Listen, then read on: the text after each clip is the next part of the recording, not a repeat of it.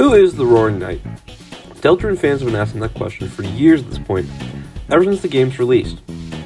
It was a question we didn't have enough evidence to really give an answer to. The Knight was just a mysterious figure who we knew was the main antagonist of the game, and that they were making dark fountains, seemingly to cause the roaring.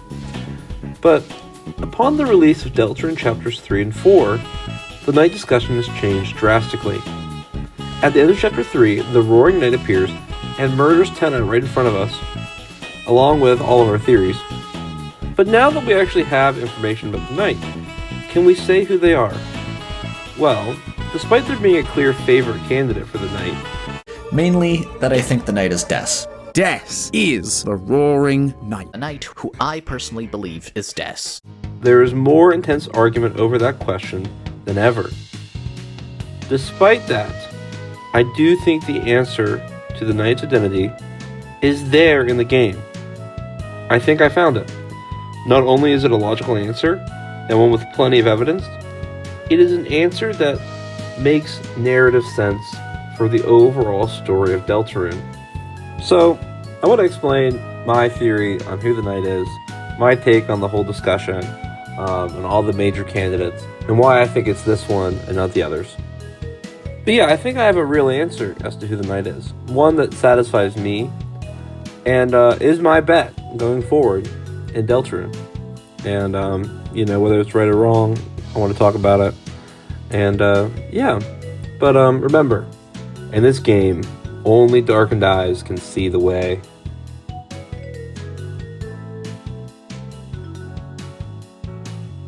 By far the most popular Knight theory is that December Holiday, or Des, is the Knight. Des was the rebellious older sister of Noelle Holiday, who seemed to disappear in a mysterious event years before the gameplay began. Des's death haunts the narrative, and is likely the reason that the Holiday and Dreamer families broke down in the way they did. Des was my first thought upon seeing the Knight. They have antlers. Clearly this character is a member of the Holiday family, right? But what made my suspicion into a confident belief was the way their sword first appeared, as a bat. We have previously heard how Des used a bat. So antlers plus the bat, that equals Des being the Roaring Knight. So it seemed pretty simple. And there's other evidence besides that. The Knight's roar seems to contain audio of an unknown character's text sound, an unknown character like Des.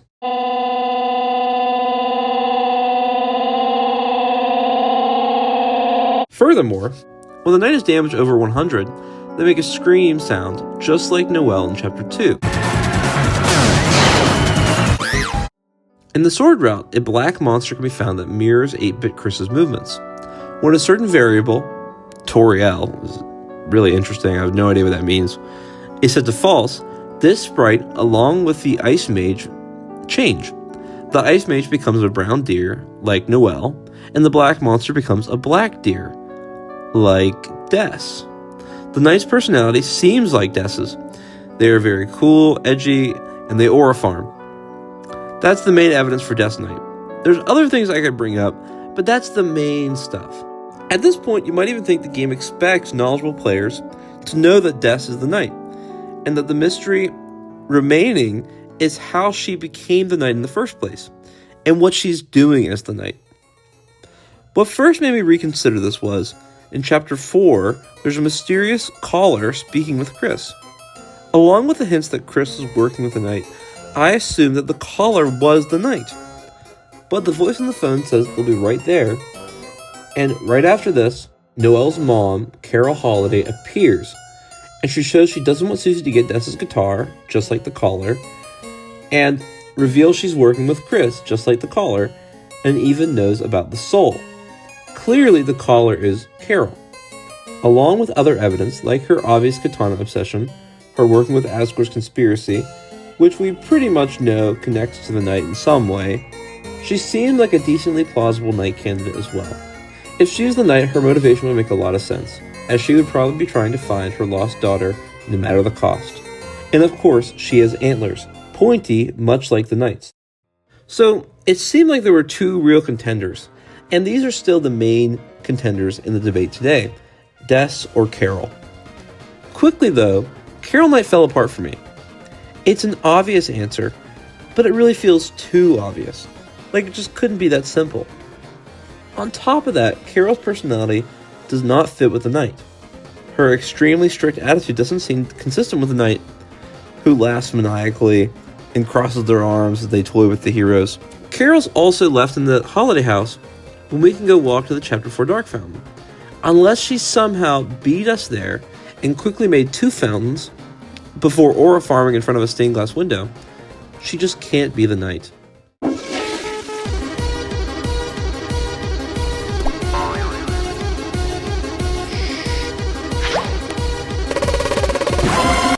Finally, at the end of Chapter 3, we see the bunker has 3 entry fields for 3 codes.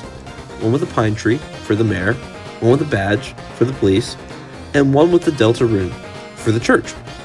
Susie uses this to reason about the knight in Chapter 4. They think the knight must be at least someone who knows the mayor, goes to church, and maybe has something to do with the cops, unless they used Undyne's code to get in the first place. This is a major aspect of this mystery story. It's a Chekhov's gun. This will be explained. The knight will be connected to these things. Carol knows the mayor and kind of has something to do with the cops through her relationship with the previous police chief, Asgore. But she's not a churchgoer, or at least we don't see any evidence that she is a churchgoer. This is one of the main criteria for the knight, and the fact that it's not met here tells me that it's not Carol. So, she can't be at the church to make the dark fountains, her personality doesn't match, and she doesn't go to church in the first place to have the Deltarune code. So, that just leaves Des, right? Well, I thought so. But then I started asking questions.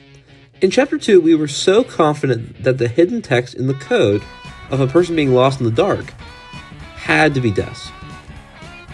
Honestly, I think most people still assume this to be Des. But how can she be in the files and yet be going around making dark fountains and being evil and all this? If she's lost in the code, it doesn't really match with the knight. Furthermore, at the end of Chapter 4, a figure pushes you just off screen. When this happens, a guitar sound is coded to play, but it's muted. It's almost like Des herself pushed you back from beyond the boundaries of the game. Maybe. Another thing is that the black monster in the sword route is still very probably Des because of the deer, but the map of that dungeon corresponds directly to Hometown. The place that this room corresponds to is the lake. Hence, you can't get to the other side. At the end of Chapter 4, Susie hears music coming from the other side of the lake, just like Onion-san. And I strongly suspect that this music is coming from Des, because how associated she is with music. But how did Des get over to the other side of the lake when they were just hiding in the church's closet? Also, it seems like the other side of the lake has weird Gaster shenanigans going on with it. There's a Gaster follower appearing there. And Onion-san does not return. Something happened to them. There's something going on here, right? And obviously it's connected to the depths and the ocean and all this, if you're brain rotted like me. Des seems to be gone. She's lost in the depths, the other side of the lake, in the code, out of bounds, lost. This is exactly what a Rivik says in Chapter 3. A rowdy and dirty girl, a messy and unfocused girl, a lost and lost and lost girl. Her theme is called Lost Girl, and in the files is called findher.ogg. Des is lost. How can she be the knight if she is lost? Well, maybe she's returned. If so, Carol's working with her lost daughter. Why? To help fix her? The questions get harder and harder to answer from there. It's like Death Knight just gives you more and more questions than it does answers. Something funny about Death Knight discussions online is that people are so confident that Death Knight is true, but nobody agrees on how it's true. A lot of people think that Des is like a vessel, that Des lost her mind and that mind is in the code and out of bounds, but then her body is being controlled by someone as the knight. Now, this is kind of interesting, and it would parallel Chris, and I understand that, but at the same time, Gerson in Chapter 4 questions Susie on why the knight is doing what they're doing. And this moment to me reads a lot like the knight has a sympathetic reason for what they're doing. You know, Gerson's like, hey Susie, have you ever stopped to consider that the knight might have a reason for what it's doing? You know? And Susie just assumes the knight is pure evil for the sake of being evil, when there's actually a more complicated story going on. So, Des just being an evil vessel of Gaster or Fran doesn't really match with that. So you can go one of two ways. You can go with Gerson and say the knight has a sympathetic motivation, and say that Des is consciously choosing to do what she's doing as the knight because she has some greater plan. Or you can focus on the evidence that Des is lost in the files, lost out of bounds, under the lake. To put it simply, lost. On top of all that, Des does not fit into the bunker code evidence. She's connected to the mayor, it's her mom, but there's little evidence she was a churchgoer, and there's little evidence she's connected to the police. Except maybe Asgore, but it's just not holding up like I'd want. Finally, while Carol might be the obvious pick for someone just playing through casually, Des is the obvious pick for us, those that are into the lore and theories of Deltarune. It seems like the quick and easy answer, oh, you see the antlers, you see the bat, it's Des, there's no more. When I think, honestly, the mystery is deeper than that. There's more underneath the surface. And it doesn't really answer a lot of questions narratively, like I think the identity of the knight would. I just don't think Des fits as well as people think she does. I think Des is lost. I think she's in the code. I think she's out of bounds. I think she's beyond the lake. I think she's lost and lost and lost, which is what the game has emphasized about her. I think eventually we'll see Des, but I don't think she's the knight doing stuff in the story at the moment.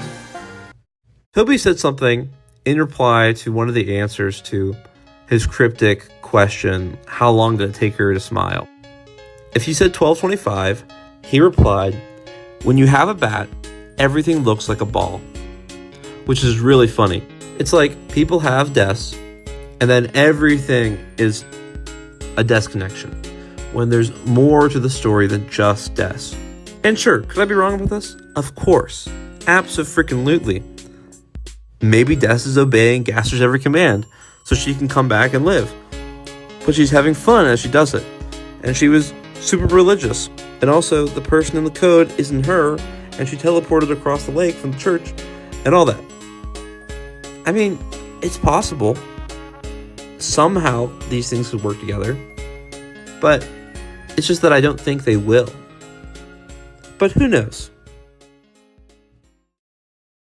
Okay, so I don't think it's Des.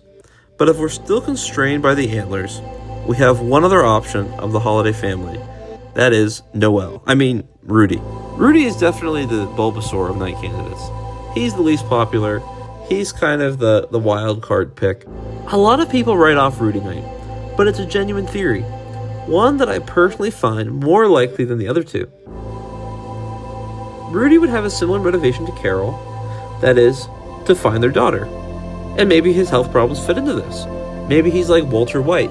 He has to do this for his family before he dies. I don't think Rudy Knight suffers from the same issues that Carol Knight does. His personality is far more defiant, like the Knight's. He could feasibly make every dark fountain. We can't see the hospital, along with almost any other location, when the church fountain is made, nor can we check the hospital when the Knight hides in the church closet. Rudy also has good connections to each of the shelter codes. He's a husband to the mayor, he's the best friend to the former chief of police, and most importantly, he's a regular churchgoer. It seems like Rudy is a good fit for the Knight, right? Add on to that the secret Asgore scene in Chapter 4, in which Asgore says, we're almost there, old friend, could be about Rudy. Now, it could be talking about Carol, but he's in Carol and Rudy's bedroom. And Rudy has been established more than anybody else as Asgore's old friend. On top of that, Asgore then goes on to muse on the beautiful black shard that he's holding. This is an item dropped by the Knight in Chapter 3. So Asgore speaks about very possibly Rudy and then an object in connection to the night, talking about how they're almost there. Very, very interesting. Rudy also jokes to Chris about them practicing for tonight's hand-washing marathon, perhaps foreshadowing the end of chapter 2. And Rudy has a weird, uncomfortable moment with Susie if you hadn't introduced them earlier, perhaps because their first impression was from their fight in chapter 3. And the Knight laughs when Susie says we could beat them in the light world. Maybe because Susie was right. Rudy is too ill to fight in the light world. So why not Rudy? Well, for a few reasons. The biggest conflict with Rudy Knight is that the Knight somehow gets Undine to the shelter. Undine is super strong. She's one of the most determined monsters, which makes her Undine the Undying in Undertale. She can lift a car in Deltarune. Rudy is weak. He can barely go to church without struggling. And after that, he's right back to the hospital. He laments that he can't be at home for Noel. So this seems like a real issue. Maybe the Knight armor lets him fly and do stuff in the light world, but that's a bit of a stretch. We just don't know that. Susie says that they see someone at the end of chapter 3. I believe that indicates that it was a specific character in the light world. Furthermore, Rudy is actually in conflict with his wife Carol. In the church, he corrects Toriel when she calls Carol his wife. It's a strange thing for him to say if he's working with her on this super big conspiracy to save their daughter. Furthermore, I'm not sure his personality really does fit with the Knight. On a second glance, Rudy is in denial about the severity of his illness, at least to Chris/the player. Rudy does not take sides in Asgore and Toriel's marital issues. Rudy does not stand up to Carol for how she treats Noel. It sounds to me like he's a character who dislikes conflict in uncomfortable conversations. He'd rather just smile and laugh things off. Rudy says the line about the hand-washing marathon, yes, but Chris doesn't wash their hands, only pretends to at the end of chapter 2. And he says it again in chapter 4, when Chris doesn't do that night. Maybe they didn't account for sands, and so Chris was planning on washing their hands, and so Rudy was trying to reference that. But still, it's kind of a weak piece of evidence. The uncomfortable moment in chapter 4 reminds me of the moment when you try to talk to the grieving family.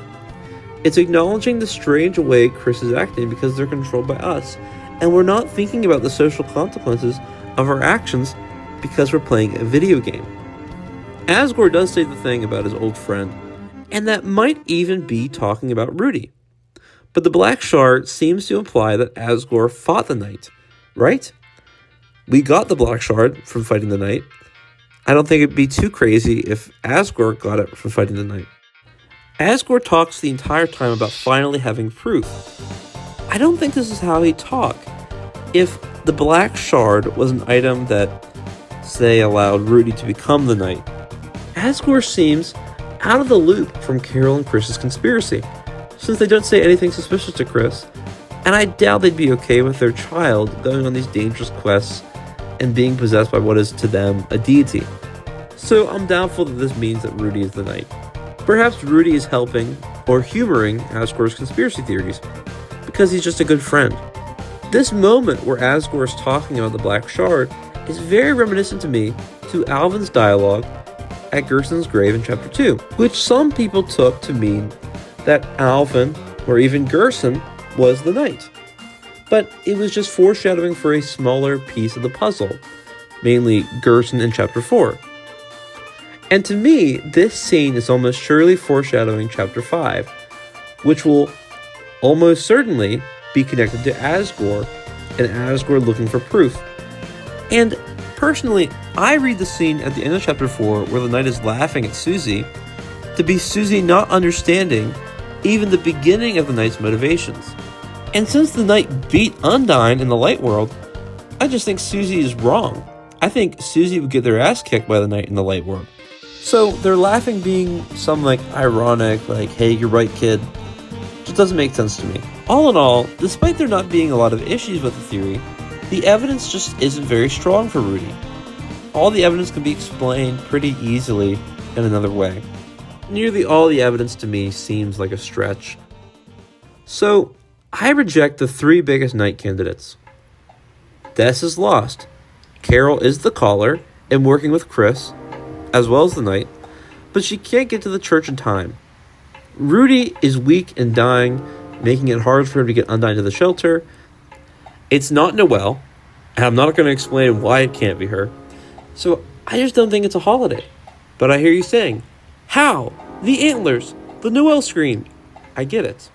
I think the antlers are a big problem for any other candidate outside the holidays. It's the first feature we see of the night, and it's meant to be important. Toby isn't just going to mislead us for no reason. Any night theory has to explain the antlers. But before I do that, I have to explain another theory. A theory that I've seen few theorists tackle, but one that, despite all odds, has convinced me. So here's a radical thought. What if Asriel Dreamer was the knight? I know. Hear me out. Before we throw our objections, let's just hear out the evidence. So, the first thing I'm going to talk about is the motivation. The holiday parents have a very strong motivation to do all this stuff, sure. They want to find their daughter. I'm confident that is Carol's motive. But if there was any one character who also had a strong motive to find Des, and an even stronger one, there would only be one character. And that character is Asriel. Why? Because Deltarune implies that Asriel and Des were dating. Noelle talks about Des wiping her tears with Azzy's jacket. Why would Des have Asriel's jacket? In chapter 4, we find Asriel's shirt and retainer in Des's bedroom. I don't think them being a couple is any stretch. So out of our characters, who would want to save Des more than anybody? Perhaps even more than Des herself. It would be Asriel, her boyfriend. All of his hopes and dreams are tied up with her.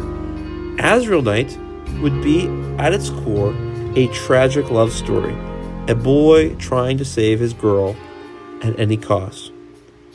Gersten implies that the knight has an understandable motivation to Susie, and I think this is precisely it. On top of that, out of all the things that Deltarune has emphasized about the knight, the single biggest has been that Chris is working with them. This is reiterated 1,000 times. Even in Chapter 2, Chris sets up the Chapter 3 Dark World for the knight to capture Undyne. Then, in the night fight, Chris does considerably less damage than everybody else. They give a signal to the knight if you no-hit them, and the knight nods. Chris is the only party member not swooned by the knight. In the case of a win, Chris is not struck down, but rather knighted. In Chapter 4, if Chris reaches the knight, Chris does not attack them, despite Susie's protests. At the end of Chapter 3, the bunker opens up for Chris, presumably opened by the knight. And Chris is gone for a decent amount of time between Chapters 3 and 4, which allows Susie to go and fix up Tenna. Chris and the knight are so clearly working together, it's not even funny. They're also very similar to each other. Chris and the knight are, of course, both knights. They share a number of poses, especially the finger gun one. In Chapter 4, Susie makes a Dark World, which has somewhat different lighting than the other Dark Worlds. Chris's Dark World and the knight's Dark Worlds have the same exact color scheme though. How odd. Susie is pretty close to Chris, and yet the color is still decently off. How much closer must Chris be with the knight than Susie? If the knight is Asriel, this makes perfect sense. They're brothers. They're both royal knights, as children of Queen Toriel and King Asgore. There's nobody so far that Chris has been shown to love more than Asriel. In Chapter 2, we see that Chris misses Asriel because of their search history. We see them search for summer vacation, so they can know when Asriel's coming home.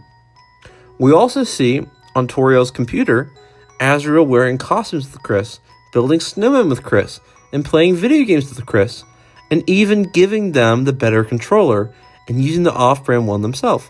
Chris gets mad when we make them pray for Asriel. I think it's a reaction to us seemingly trying to relate to them. Chris desperately tries to explain why Rousey is different than Asriel to Susie. Almost like Chris admired Asriel, and Chris made his totally original OC, Do Not Steal, very based on Asriel. Toby Fox also said that Rousey came from when he was a kid. His character in his brother's game was named Rouse. His brother's game. Deltarune is all about the fun of creating a world with your own creativity. Isn't that just like what Toby's brother did? And Toby did after him. Toby's character in his brother's game, I think, is just like what Rousey is.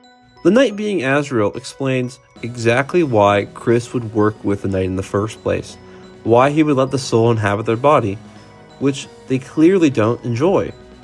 I can only see them doing that for one person, their brother, who they love. Asriel has both the strongest motive out of the entire cast and the best explanation for Chris's actions, not only with the knight, but throughout the entire game. They are doing it for Asriel, who is doing it for Des. Other than that, though, what evidence is there? Well, Black Knife's first motif comes straight from Burn in Despair, a song from the Asriel boss fight in Undertale.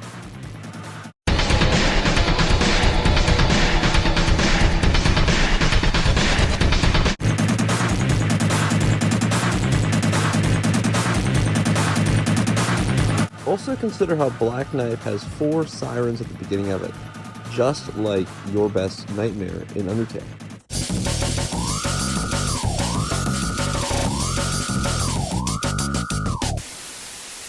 Some will say it's Death Knight evidence because of these characters' connections, but before it's Death evidence, it has to be Asriel evidence. Another thing, that sound of a character talking might be new, but it also sounds like Asriel at the end of Undertale.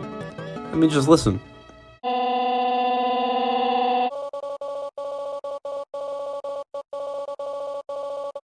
It's pretty similar.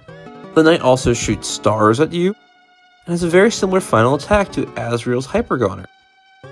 In Chapter 2, Asriel has a room based on his search history, and we command Chris to open the door, which they do, but they close their eyes, so that we can't see anything. This is particularly similar to the end of Chapter 4, where we tell Chris to turn the doorknob of the closet door, which they do, but nothing more than that. The knight is obviously hiding behind the closet. But why have it be so similar to this moment with Asriel's room in Chapter 2? There are instances of similar things, but these 2 examples are strikingly similar. I also think of the one where you tell Chris to think about the knight, and they think about the knight for a second, and then they think of Jockington. So Chris hiding information about the knight is very similar to how he hides information about Asriel. On top of all that, Asriel has a strong connection to the mayor, their once future mother-in-law, and as strong of a connection as anybody to the police because of Asgore, his father, and most importantly, he's a known churchgoer. So I think he works basically as well as Rudy does for connecting to the entry codes. A weird feature of the knight is that they turn into a ball, but this is similar to Asriel's favorite Smash Bros. Character when he was young, Yoshi. In Chapter 3, there's an interesting moment where Tenna asks you what Asriel's favorite character was, and a knowledgeable player is set up for failure because the game told you that Yoshi was his favorite. But what Tenna says is his favorite is the fiery magician girl, which is an odd line, unless you consider the fact that in the past Asriel kissed Bratty, the green lizard. If Asriel switched to the fiery magician girl from the green lizard, could that be saying that he fell in love with Des? Could it also mean that Asriel likes to play as the girl he likes? Could Asriel in some way be playing as Des? As the knight? Keep that in mind. In the Undertale 10th anniversary stream, Toby revealed that Asriel was going to have a bat in Undertale, a bat that does 40 damage. And how much damage does the knight do? 40. One last thing I'll mention is that if you hold your breath twice during the knight fight, Chris will smile. This is still very interesting to me, because why would they smile? It's almost like they enjoy us being desperate against the knight. Almost like they're proud of the knight for making a struggle. Like, yeah, that's my brother. Okay. But let's think critically about this. Isn't Azrael a college? This is reiterated throughout the game, even by Chris's search history in Chapter 2. How can he be the knight then? Well, I have two things to say about Azrael being away at college. Number one, I don't think it's that hard for Azrael to come back home from college like a week early. That's all he really has to do. And I think it's a lot easier for Azrael to do than for Des to come back from literally being in the code of the game, beyond the boundaries of the game map itself. And secondly, I think I actually know why Azrael is at college. It's because Dark Worlds are a reflection of creativity and game making. Azrael is like a game developer. He is making the Dark Worlds for us to play. And guess where Toby Fox was when he made Undertale? College. And he would actually come back home from college to work on Undertale. So I think that's exactly what's going on here. Azrael is away at college, and he's coming back home to work on the Dark Worlds, because he's a reflection of Toby Fox. Wouldn't it be redundant to have Azrael be the main villain of Deltarune and Undertale? Well, I understand that complaint, but Azrael's motives are entirely different. Flowey was nihilistic and believed this world was simply kill or be killed, and this is because of what happened with Chara. Azrael here is doing everything out of love. Azrael in Undertale held back his full power against the humans, which he thought was a bad decision as Flowey. Maybe Azrael did something similar with Des in the bunker. Maybe Azrael ran away when Des was in trouble. And now Azrael regrets that dearly.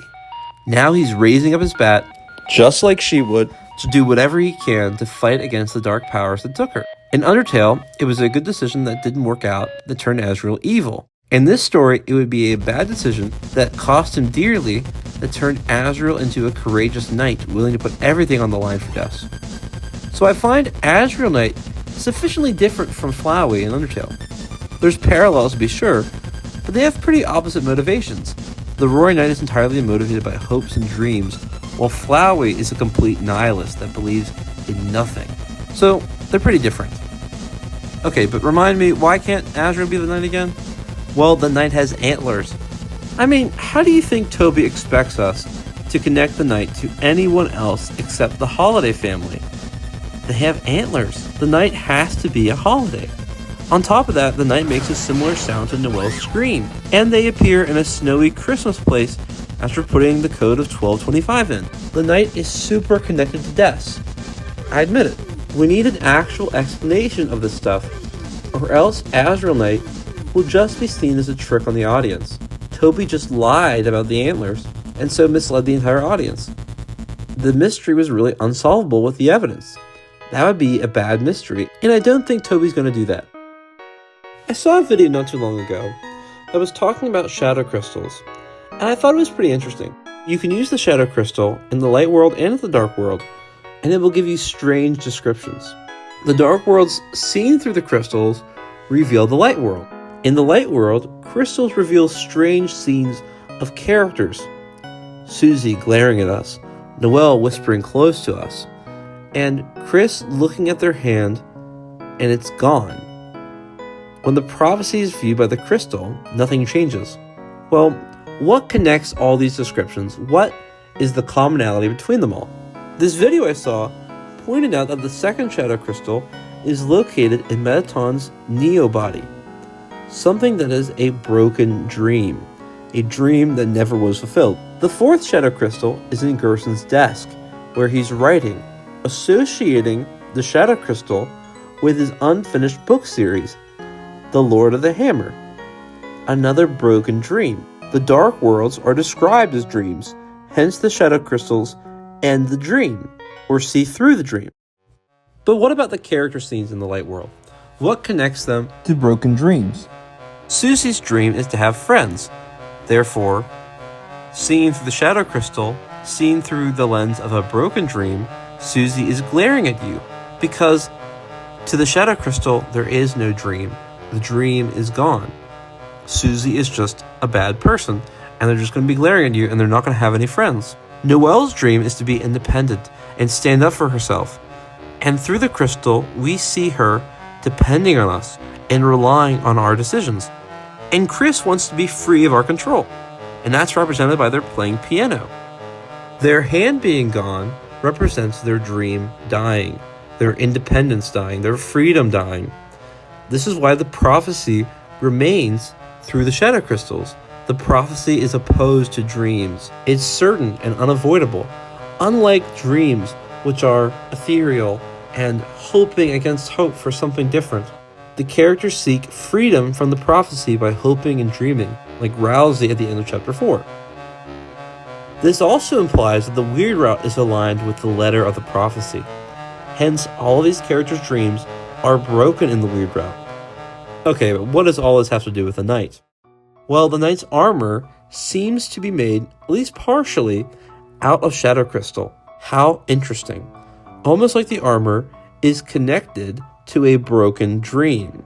Death was Azriel's dream. His future. Their future. Their dream was taken away. But maybe that's also true of other characters. I mean, Rudy and Carol surely dreamt of their child's future, right? Yeah, but it wasn't their dream. It wasn't their future. Now look at this dialogue from chapter 4. And so wept the fallen star, making rivers with its tears. Then slowly from the bitter water something grew. It looked like glass.